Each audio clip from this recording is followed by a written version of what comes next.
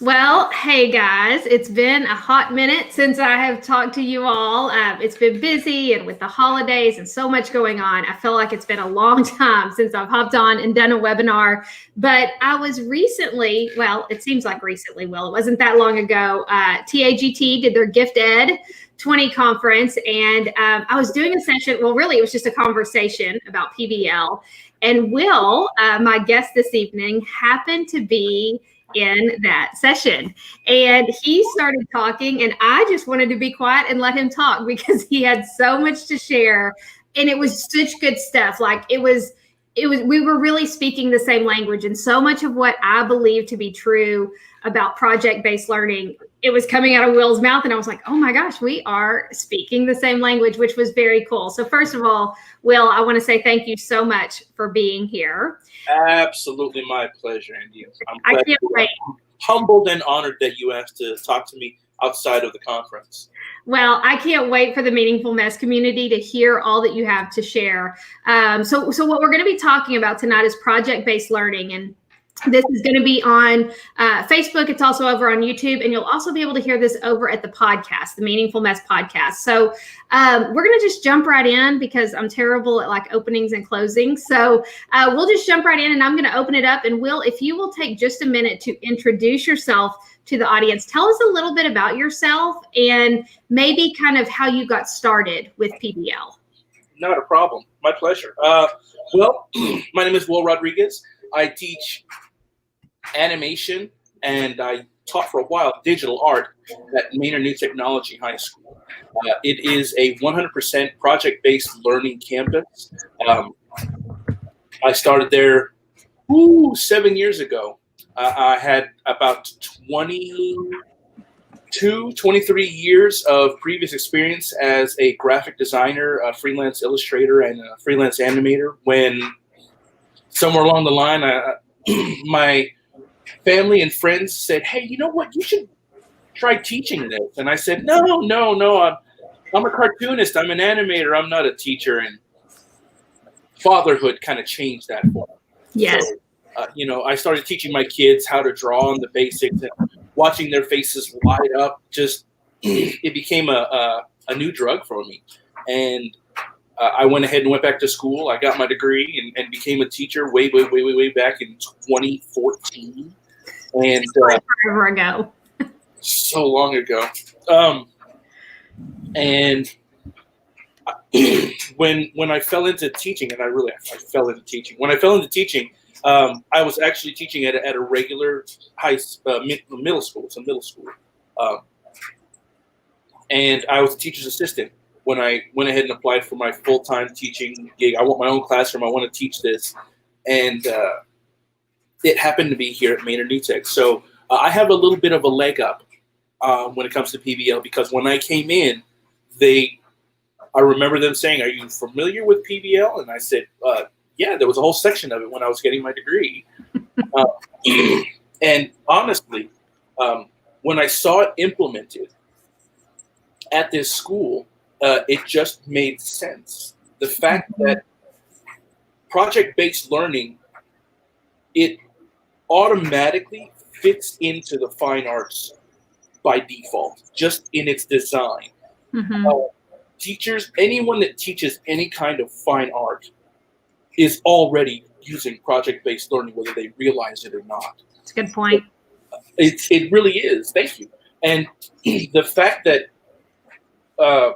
other disciplines have learned that if they can tap into that creativity, if they can harness that voice within the scholar, we call students scholars on my campus, but once we tap into that creativity within the scholar, then we give them free reign to master and drive their own education, which is ultimately the goal when we're trying to create lifelong learners.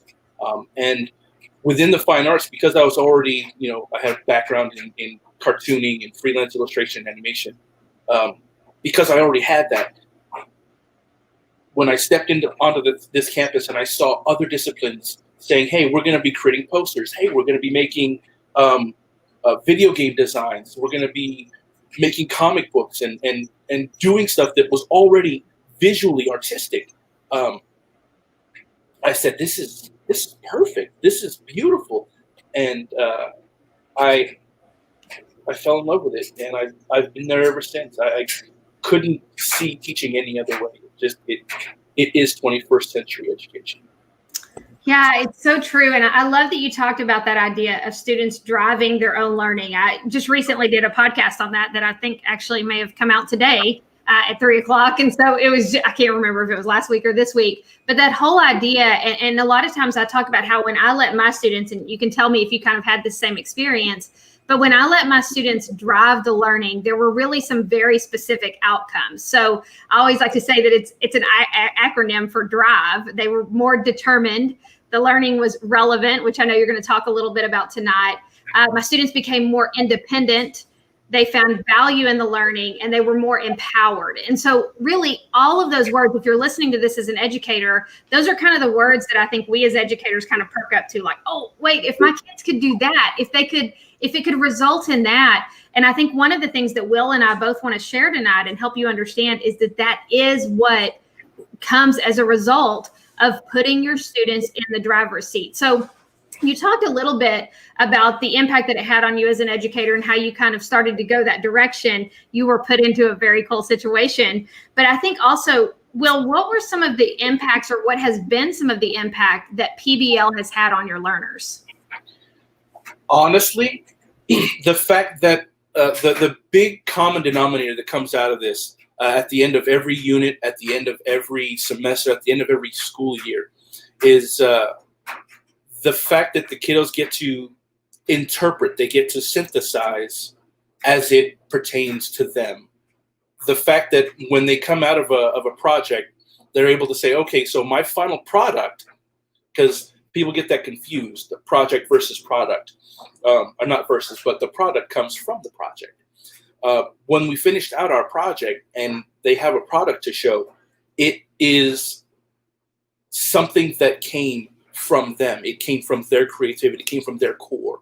And having that free reign, understanding that yours isn't going to look like your buddies, is not going to look like the other classmates. So everyone's going to have their interpretation of what that final product is going to look like. And before I go any further, let me also point out that for those of you who are just getting into PBL, one of the traps of novice PBL instruction is having a preset, predetermined view of how your final product should look. It's kind of hard to shake that off, but the sooner that you do, the more authentic, the more relevant your final product is going to be.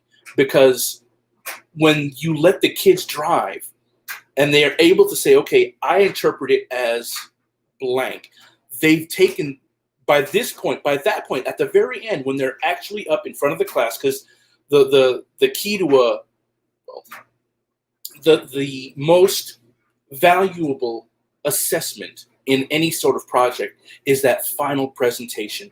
What we do on our campus is we have our kiddos get up in front of the class. They come in full presentation attire. You are a professional in whatever it was that we were learning about, because that's, driving questions, right? If you're new or you're a vet, a driving question is important to your project.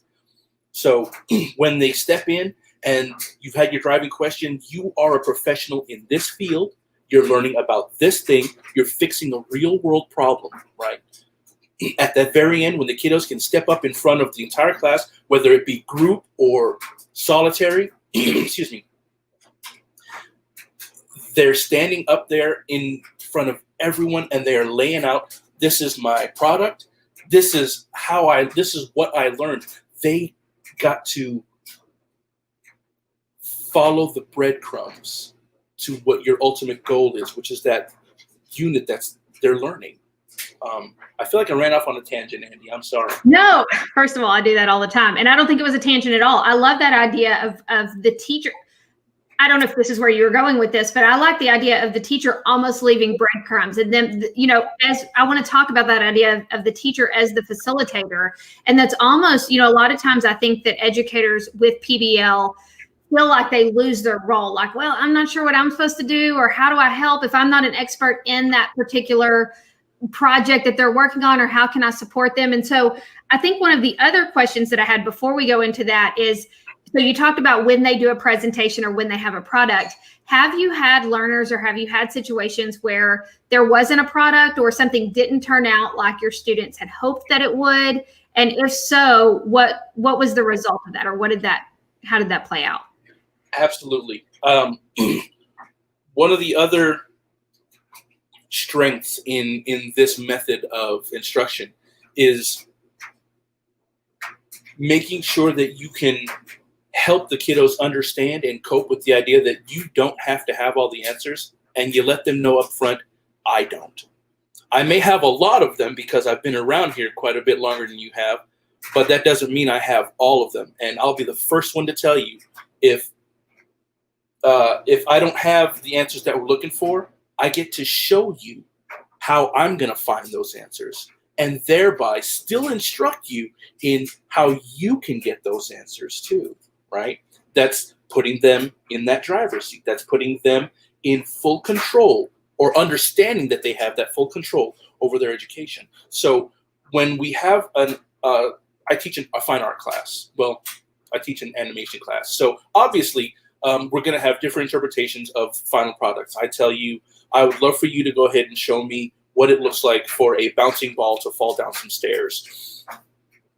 Sure, I'm going to show you how I interpreted that, but someone may change the perspective. Someone may change what the ball is made out of. No one says it has to be a bouncy ball. It can be a bowling ball.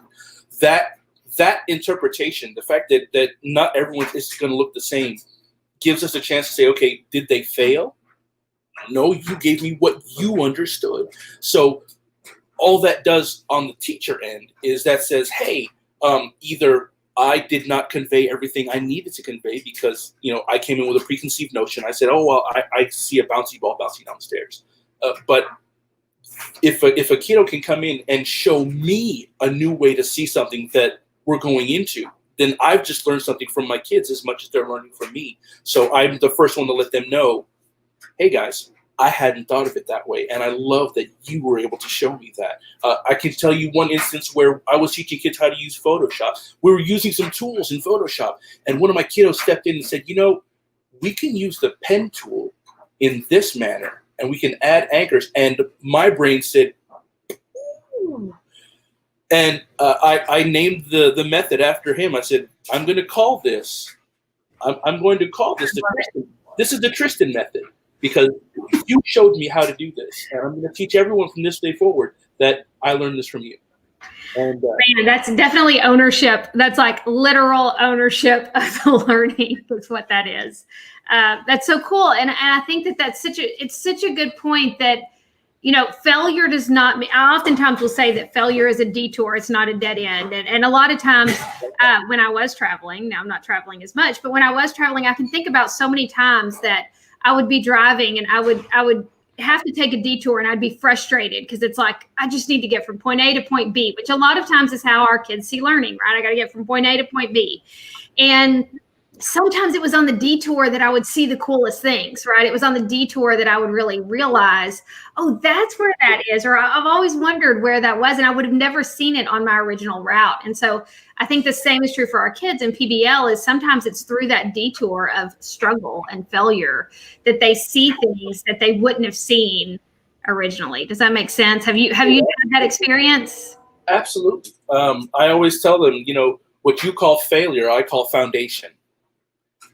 Everything that we tried that didn't work out the way we wanted it to work out just showed us what wasn't going to work, and it gave us an opportunity to find creative ways to find that solution. And best of all, one of the things I've always loved about PBL is that collaboration, how important it is. Even if you're not working in a group, while groups are very helpful, there are times that you want to work on your own, but having an idea partner, having a whole group of people who are also working towards that same resolution, some sort of fix to problem A. Hey, you know what? If we can't get from A to B, it's all right if I got to go to A1, A2, A3, A4 before I even get to B. And Obviously, we've got those instances in the classroom, as you're always going to have as adults too. Like you said, I just want to get from here to there. I'm trying to find the shortest route possible. And that detour really creates an opportunity for exploration. And that's where the organic nature of project-based learning really comes into play, because at that point you can say, okay, well, while I wanted to have this unit wrapped up in 3 weeks, we're going to spend another week on this because you guys are making some really good points. We're finding some very valid information here that needs to be shared, and that gives you as the teacher an opportunity to really record where this thing is going and see if it repeats itself next time around. Yeah, it's good stuff. So we talked a little, this is kind of a surprise question that I didn't send you, but I think this is a conversation that you'll be willing to have. You're about to see what I did there. But we kind of start getting into, because I want to talk to teachers who are maybe thinking about PBL, project-based learning. You've heard about it. It's something that you've thought about, considered, but it seems overwhelming or a little bit, not right now. It doesn't seem like a good time. Talk a little bit. One of the things that you and I were talking about before we pushed record was just that willingness. So will you talk a little bit to that point and what it looks like to kind of grab a hold of that willingness so that you can move forward with something like PBL? Absolutely.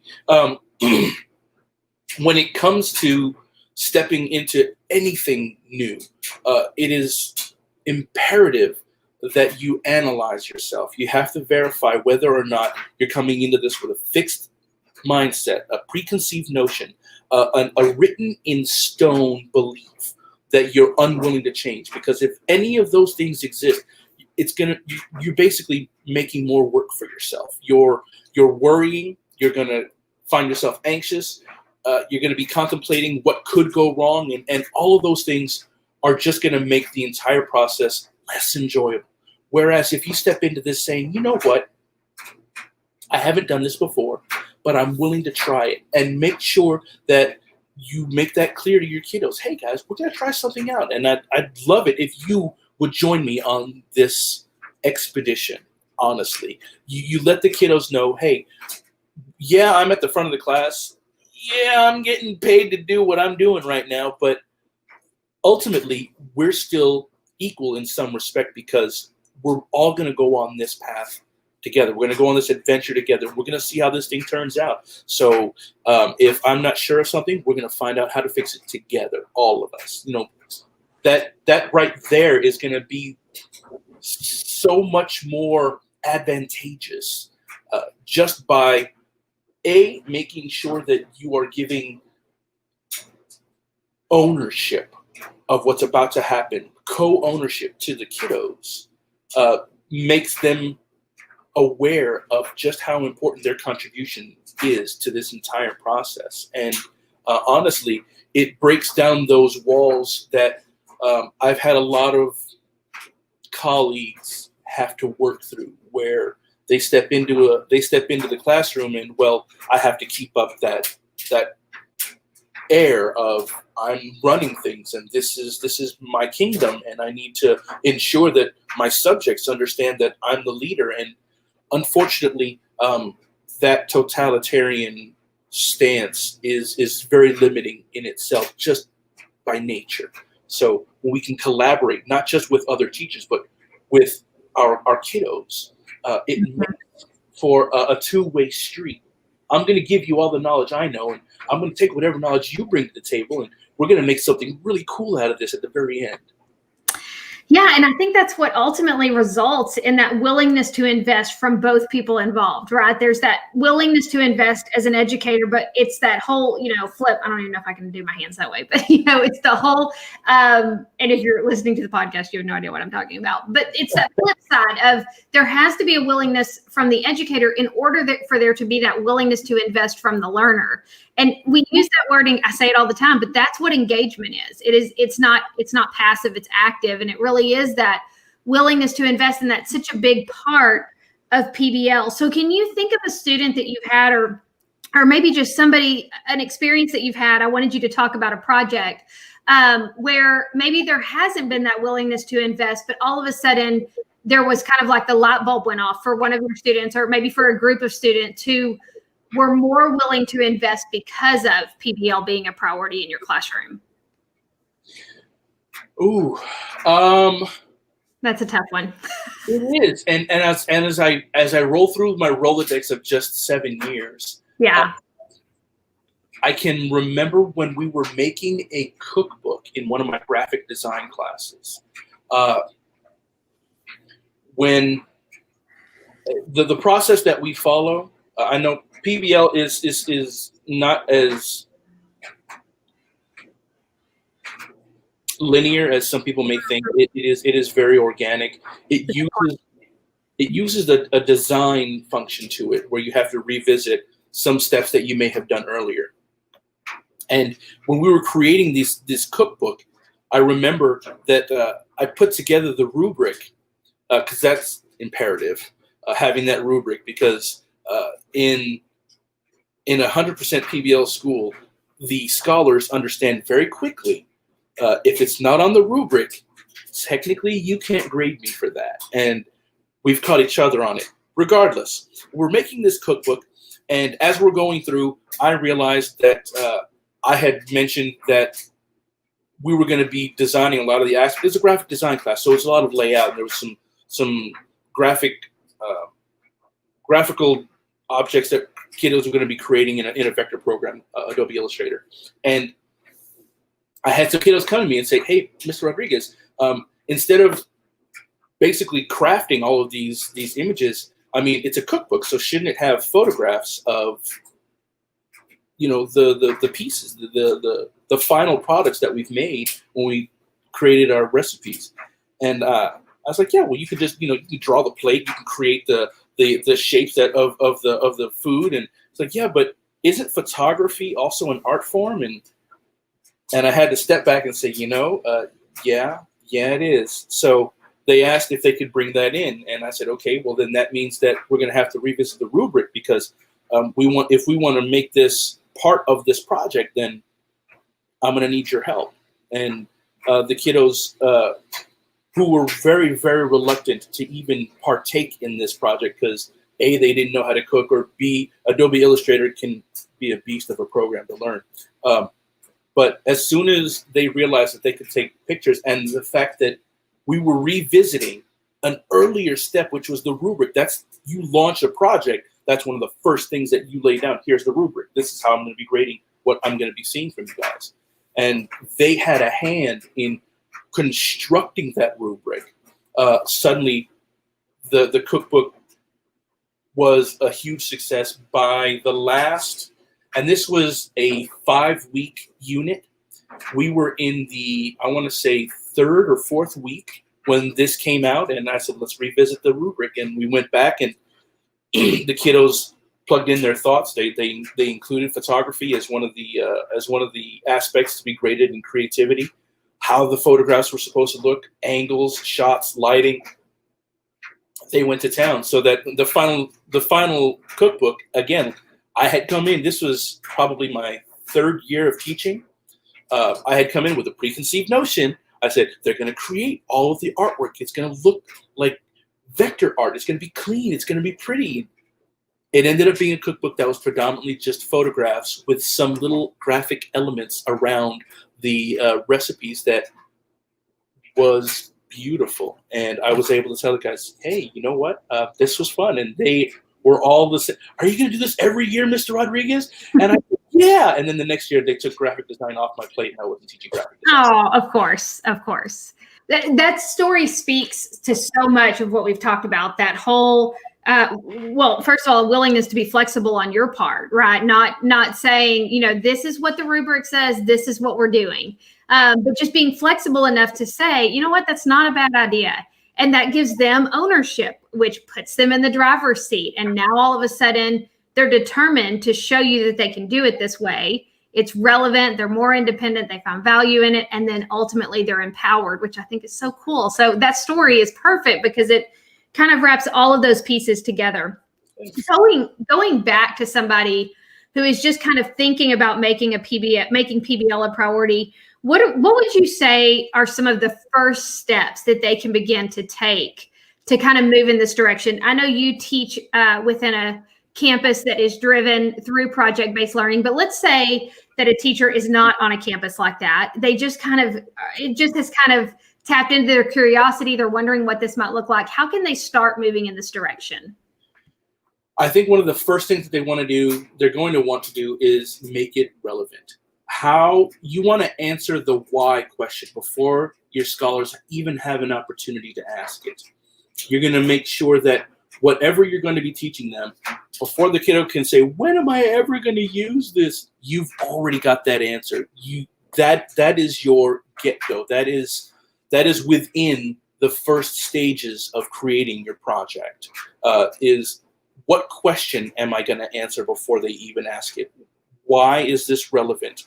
Where are they going to see this in use outside of the classroom, right? So that when they step into that project, regardless of how much experience they have, they are now professionals in that arena. So if you've got a question about creating a space station that can sustain humans in deep space, then before the kiddos step into that role, you are letting them know, hey, you are now an engineer.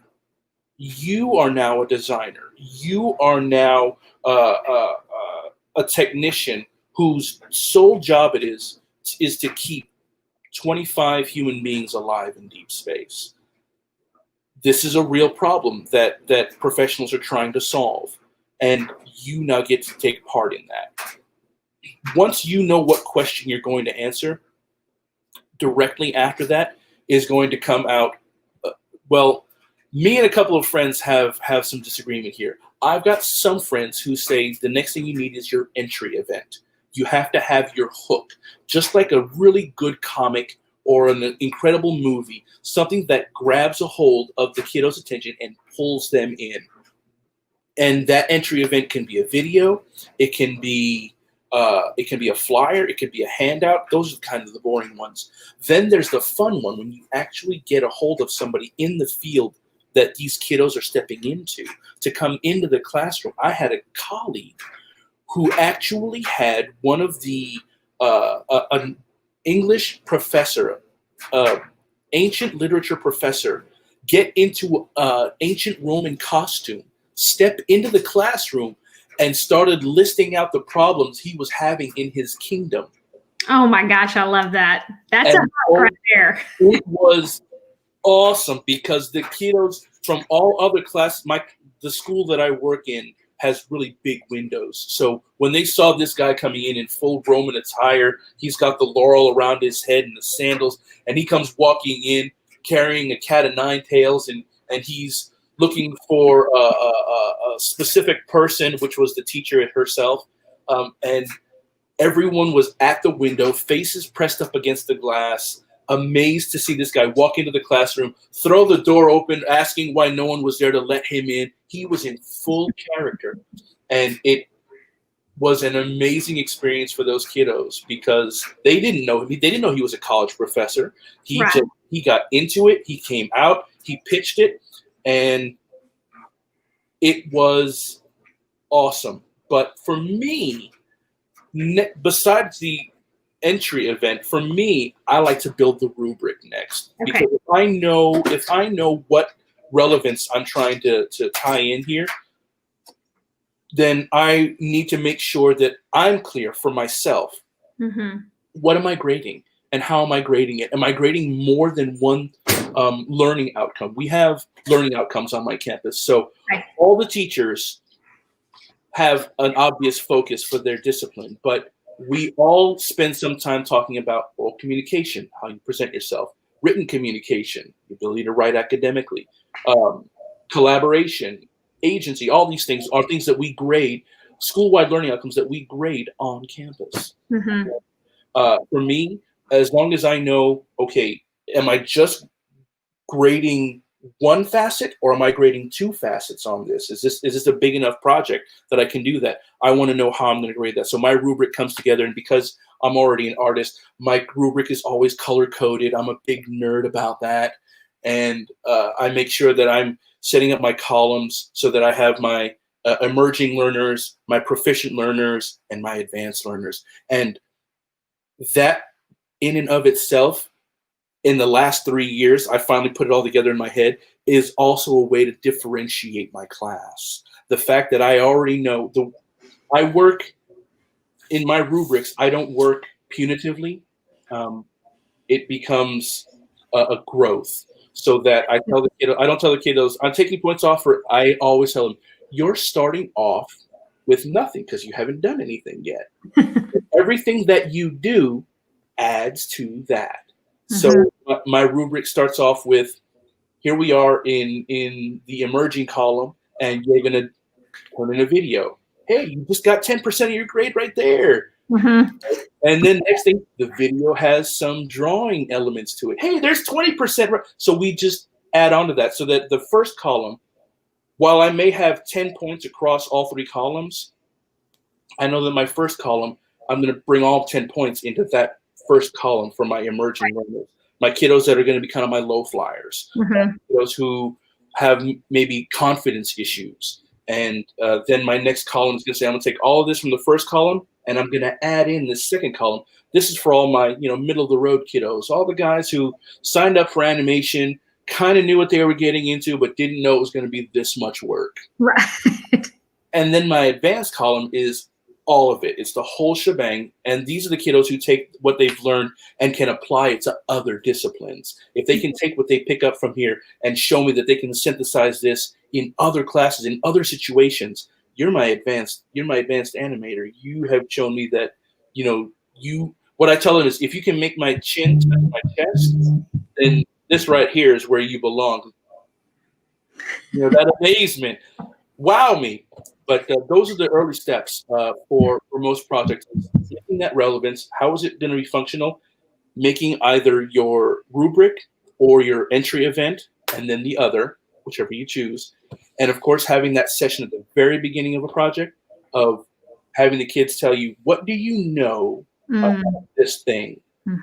And what do you need to know to make this thing?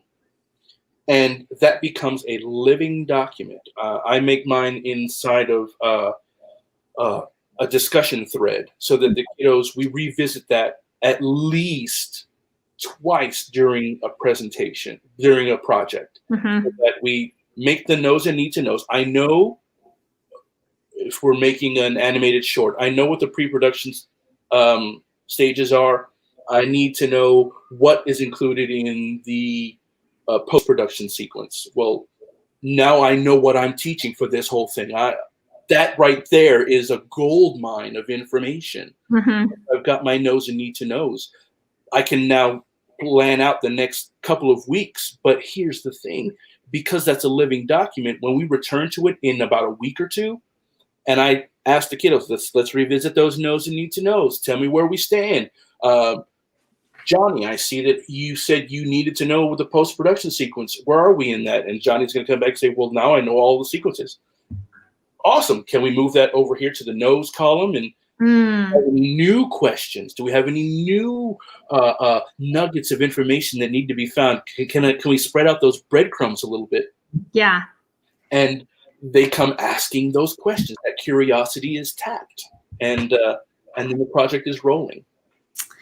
Yeah, I love those steps to starting a project. And it really is, it's like a roadmap, right? And I think every teacher has their own roadmap. I always like to say it's never a checklist. I'm not a fan of checklists, but it really is. It's like the 6 P's of Genius Hour and your steps of an entry event and a rubric, or a rubric and then an entry event. But it is a roadmap. These are the places we need to make sure that we stop.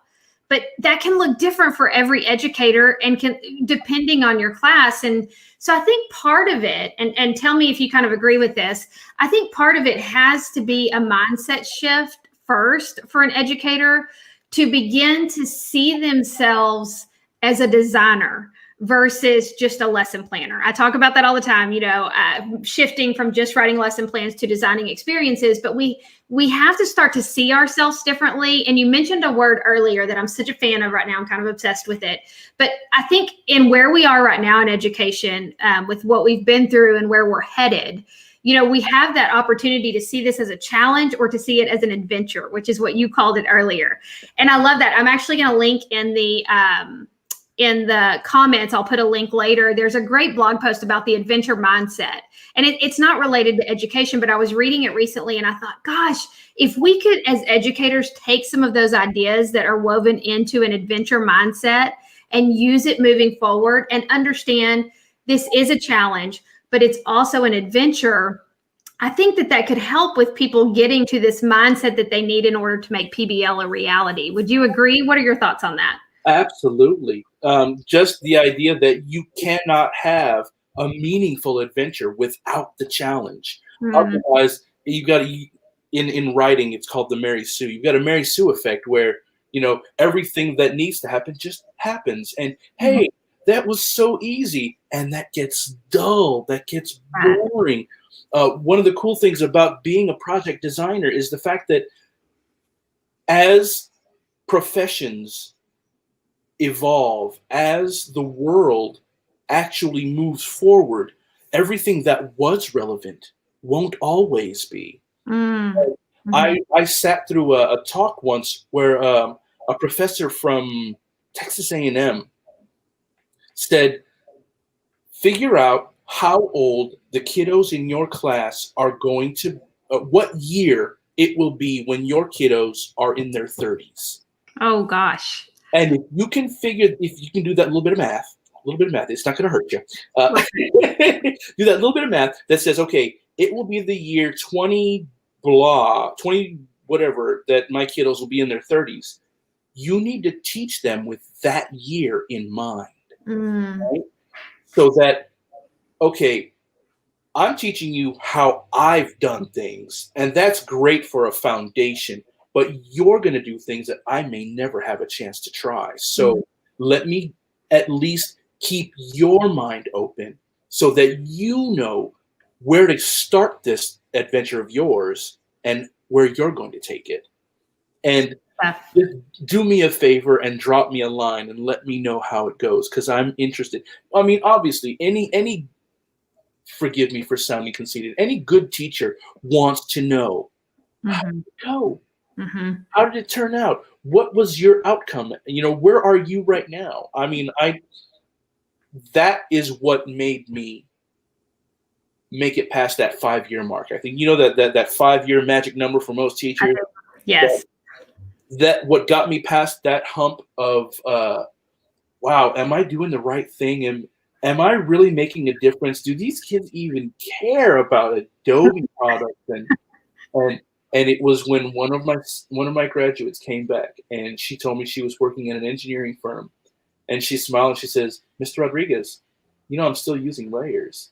And I just, oh my gosh, what? And she said, "I've never seen myself as an artist, but when you tell us on the very first day that you didn't care if we were a level 1 or a level 99 artist, that really spoke to me." And she says, "I may have graduated 3 years ago." This was at that time. This was about 2.5 years ago. She says, "I may have graduated 3 years ago, but I still see myself at least as an artist. I may be a level 3, but I'm still an artist." And I came home and I cried to my wife and I was like, "I'm making a difference. Some of them care." It's so funny because they remember so much more than we think they do. And I run into students now, first of all, who are adults, and I'm like, you cannot be that old. That can't be happening. But it's true. And they remember things that it's like, that's what you remember? But it's just those small things or those connections that they make that have an impact on them. Okay, so as we kind of start to wrap up, I know that one of the questions I get most often, and probably something that you guys on your campus, being a PBL campus, have to often address. One of the things that I've said a lot lately is just that things moving forward, they probably should have been this before, but moving forward, they have to be so much more of this, and that is manageable for the educator and meaningful for the learners. And we've talked a lot about how PBL is meaningful for the learners, but if you could give one piece of advice to make PBL manageable, right? How do I manage this so that it doesn't seem so overwhelming and so big during an already difficult time? What would that piece of advice be? Start off small. for yourself. Make it relevant to you at first. Make it count. Make it something that you want to explore. Make sure that it's something that you don't know everything about.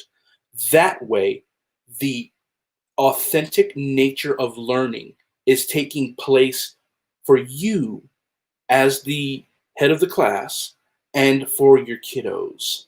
And don't expect to do PBL all year out the gate. Take one unit, just one unit that you would like to work on this year or whatever year that you're in.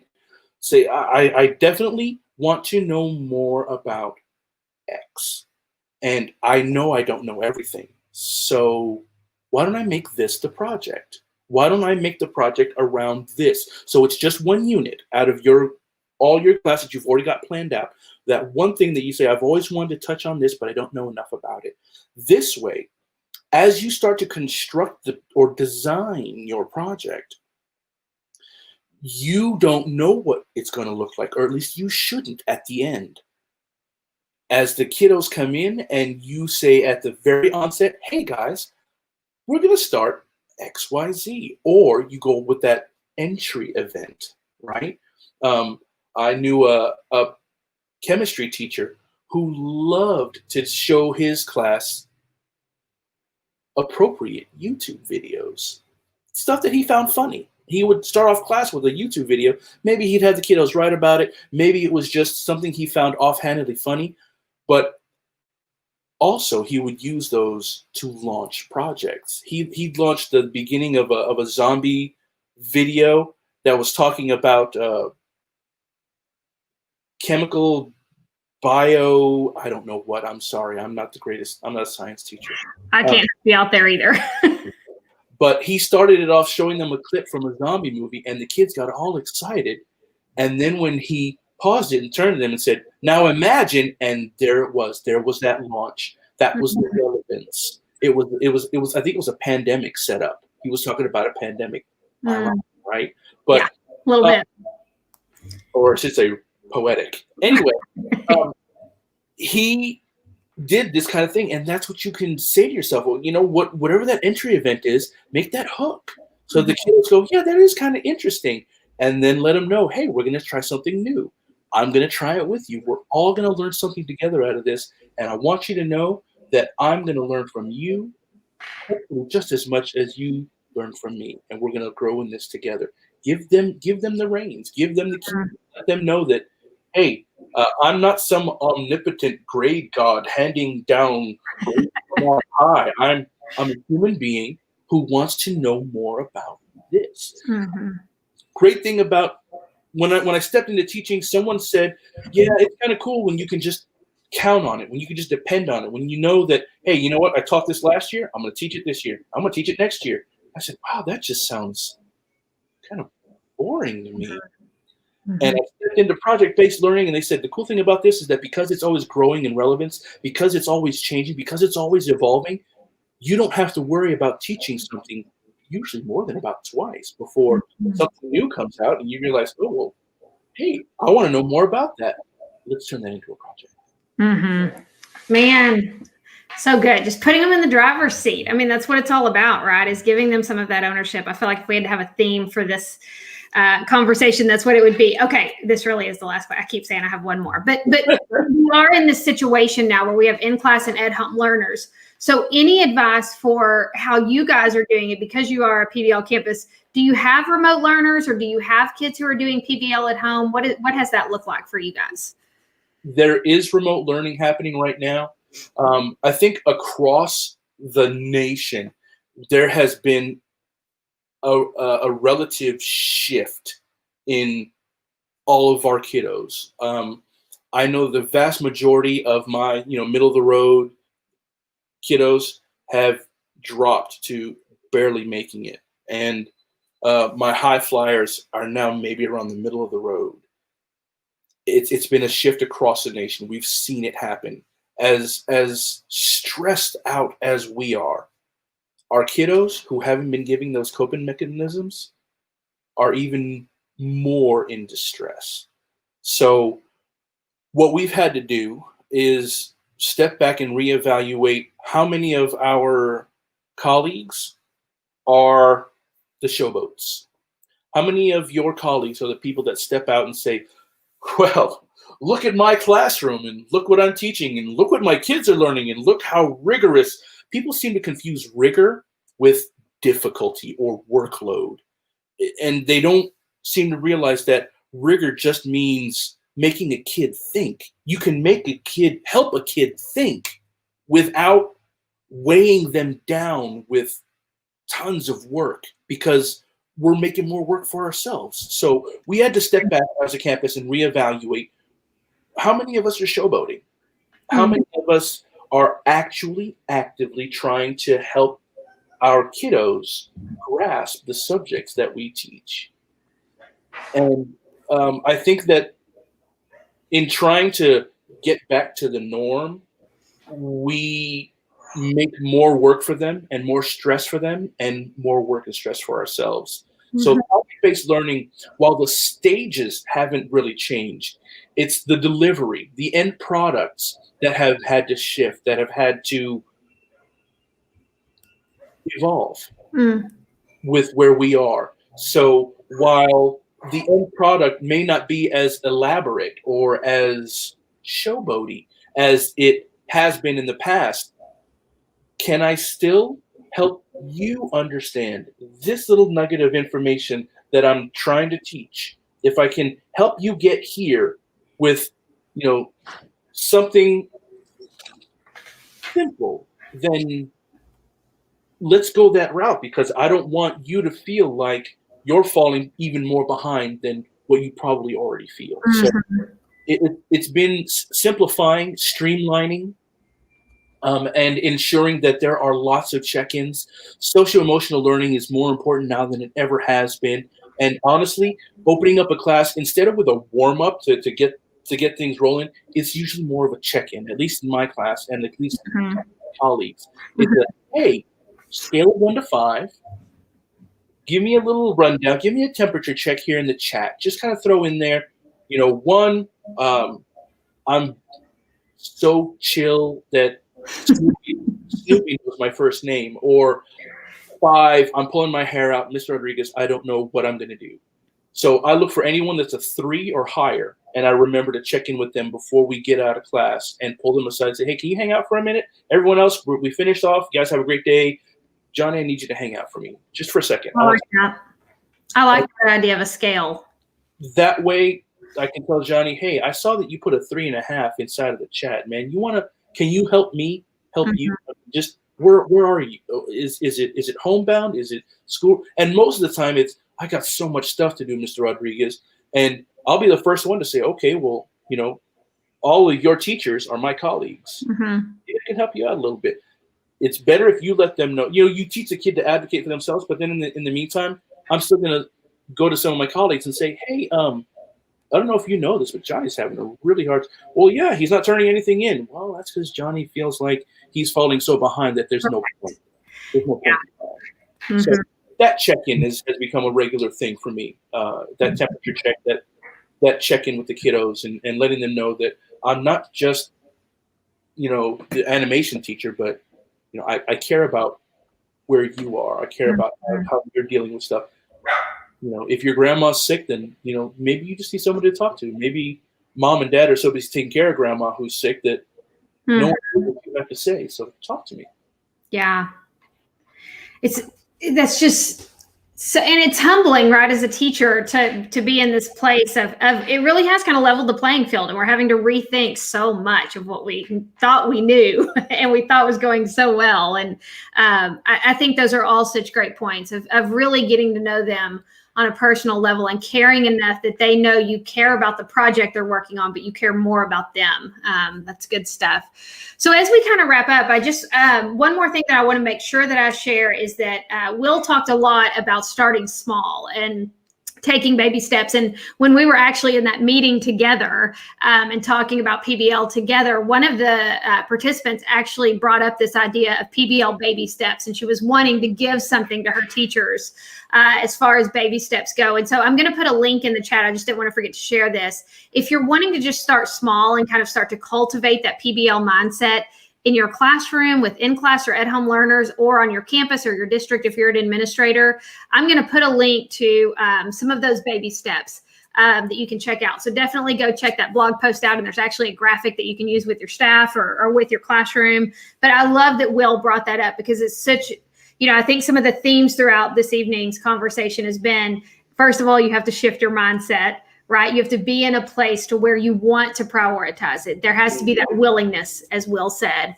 I think also the baby steps, starting small and then having a plan, but having a manageable plan, not trying to go all in, especially right now because your plates are so full as educators.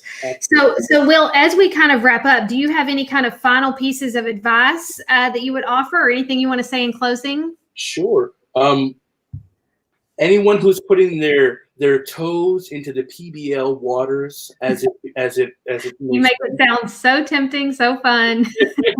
as you're dipping your toes into that sauna of PBL, keep in mind that nobody masters PBL out of the gate. So true. Most of the folks that on my campus, it took on average about 3 or 4 years before they were at least comfortable in designing projects and seeing themselves as project designers. So if you don't get it in the first week, it's okay. If you don't get it in the first month, it's all right. If you don't get it in the first 2 to 3 years, you're not alone.